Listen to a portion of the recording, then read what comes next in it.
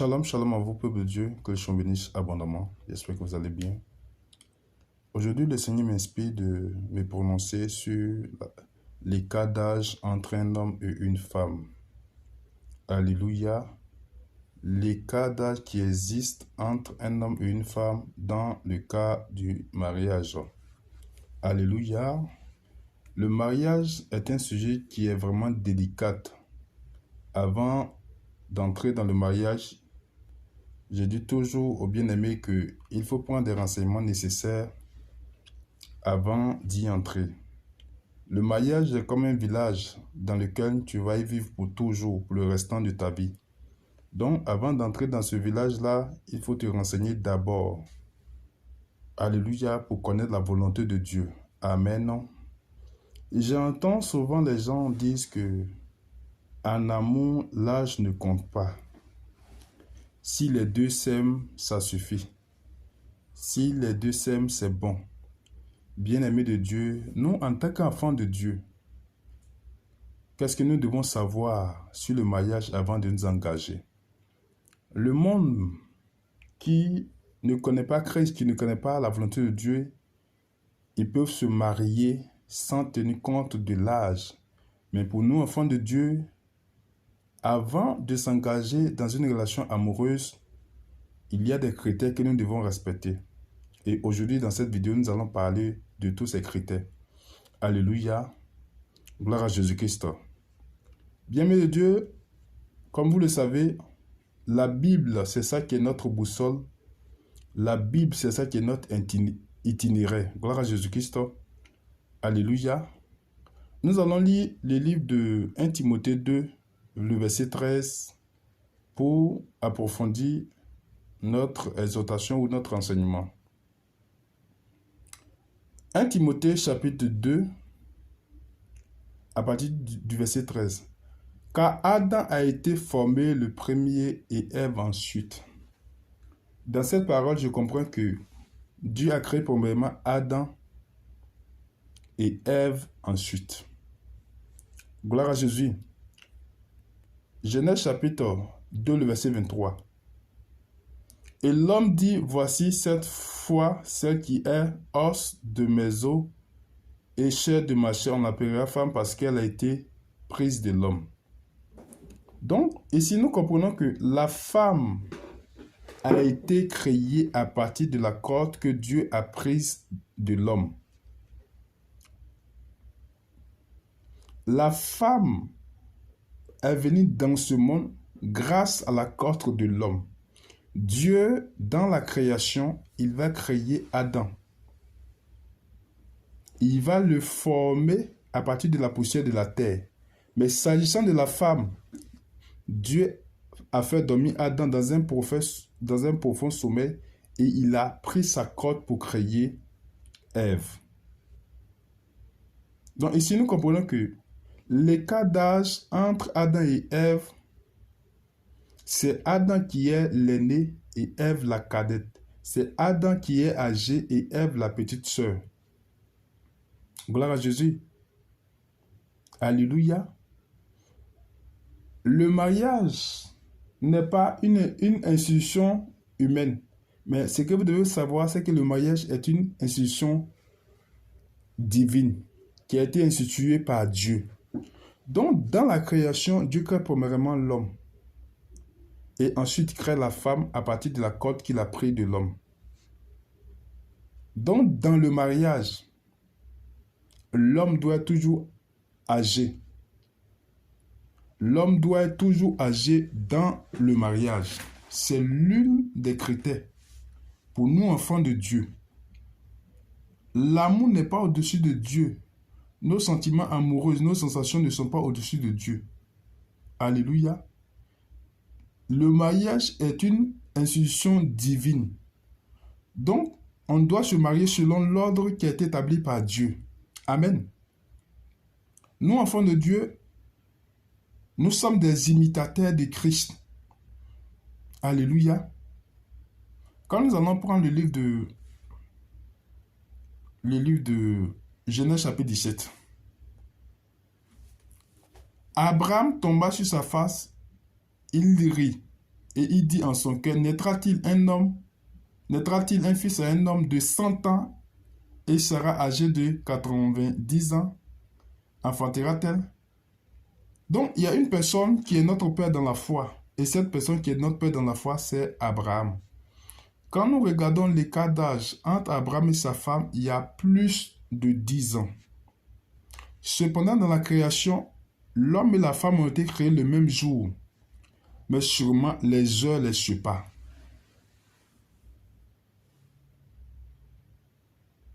C'est au 6e jour que Dieu a créé l'homme et la femme.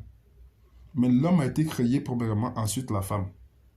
Donc ici, quand nous regardons l'écart d'âge entre Abraham et Sarah, il y a plus de 10 ans. Donc, la femme doit être toujours la moins âgée que l'homme. Alléluia. Gloire à Jésus-Christ. Vous allez remarquer que aujourd'hui, nous naissons à partir d'une femme. Alléluia. En dehors de Adam, tous les êtres humains naissent à partir des entrailles d'une femme. C'est-à-dire que c'est une femme qui nous accouche. Or, dans la création, Dieu pouvait créer d'abord Ève. Et puis, de la même manière que Christ, en venant dans ce monde, est passé par le sein de Marie, il pouvait permettre que Adam passe par le sein de Ève pour venir dans ce monde. Alléluia. Ça ne vous dit pas quelque chose? Vous n'avez pas remarqué que lorsque Jésus devait venir dans le monde, Marie n'a eu aucun rapport sexuel avec qui que ce soit. Même elle était fiancée à Joseph. Joseph ne l'a pas connu sexuellement. Mais Marie a couché Jésus. De la manière que ça s'est passé, Dieu pourrait permettre que Ève soit créée premièrement et que Adam soit à partir des entrailles de Ève. Mais non.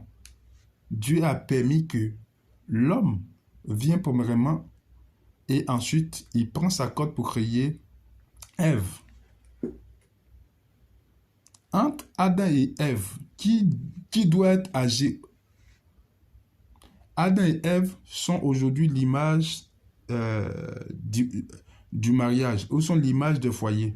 Donc quand deux personnes veulent s'engager, l'une des critères qu'il doit chercher à savoir, celui-là que je vais épouser, est-ce que je suis plus âgé que lui? Ou celui-là qui prétend m'épouser, est-ce que je suis sa petite sœur? Alors, si tu es sa grande sœur, pas de mariage. Alléluia. Pas de mariage. Gloire à Jésus. Regardez la première image. L'homme âgé de 37 ans et la femme 41 ans. C'est une abomination. La deuxième image. L'homme âgé de 22 ans, la femme 25 ans. C'est une abomination aux yeux de Dieu. C'est du désordre.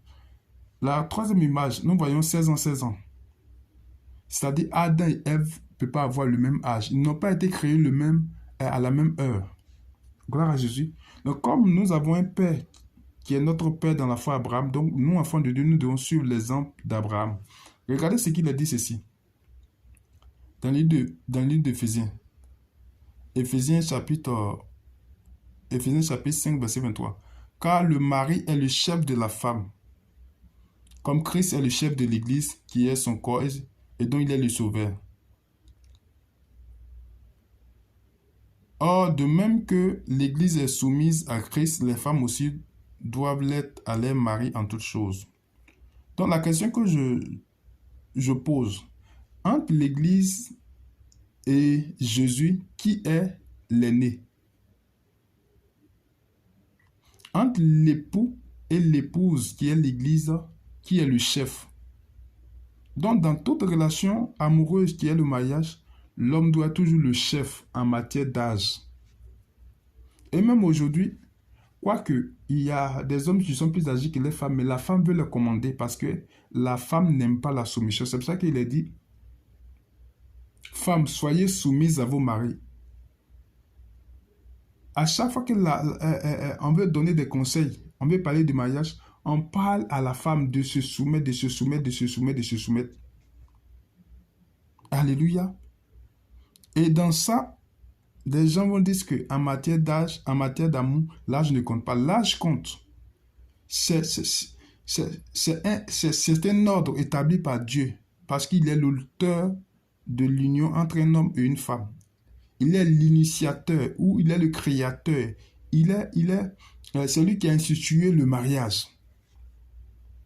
Bien-aimés frères et sœurs, si aujourd'hui tu veux t'engager avec un homme, tu dois t'assurer que cet homme est un homme responsable, est un homme âgé que toi.